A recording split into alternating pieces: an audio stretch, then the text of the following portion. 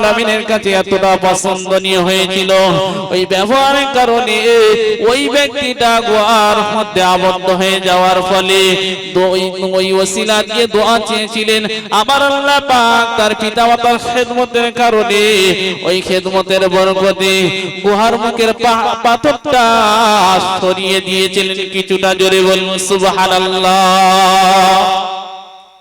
নামাজ পড়ে দোয়া করলে আল্লাহ কবুল করে, পিতামাতার খেদমত করেও আল্লাহকে রাজি খুশি করা যায়।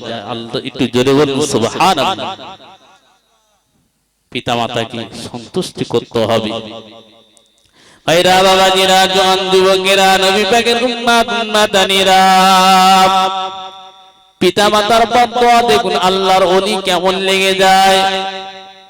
আল্লাহর ওলি নামাজে দাঁড়িয়ে গেলে মা অসন্তুষ্টি প্রকাশ করলে প্রতিদিন আসে, এসে ডাকে বাবা উজাইর, ও বাবা উজাইর।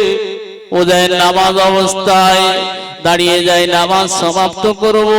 নামাজ একদিকে আল্লাহ পাকের নামাজ, অপরদিকে পিতামাতার খেদমতের কথা ভাবতে ভাবতে নামাজ পড়তে শুরু করলেন। নামাজরত অবস্থায় মা বিরক্ত প্রকাশ করে চলে যায়। একদিন চলে যায়, দুদিন চলে যায়, 3 দিনের দিন চলে যায়।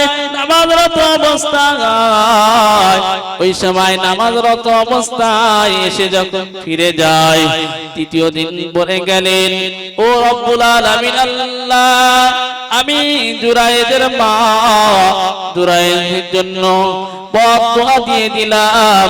জুরায়েদ নাজাত, জুরায়েদ জিনাকারী মহিলার মুখ না দেখা পর্যন্ত যেন মৃত্যুবরণ না করে।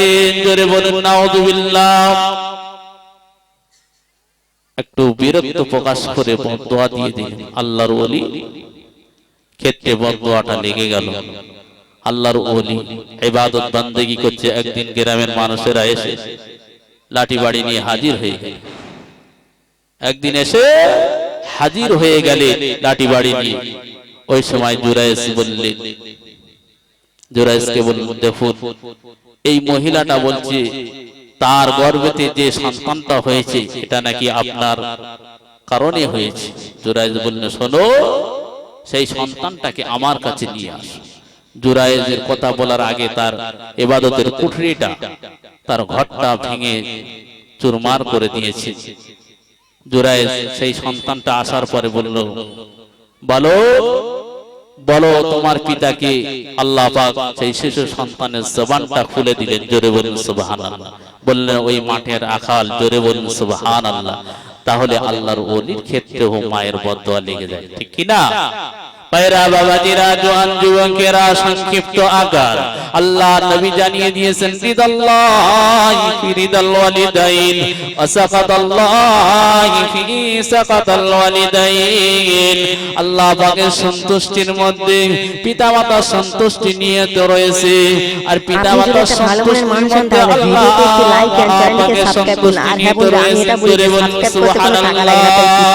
একটা লাইক এবং একটা সাবস্ক্রাইব করে দাও।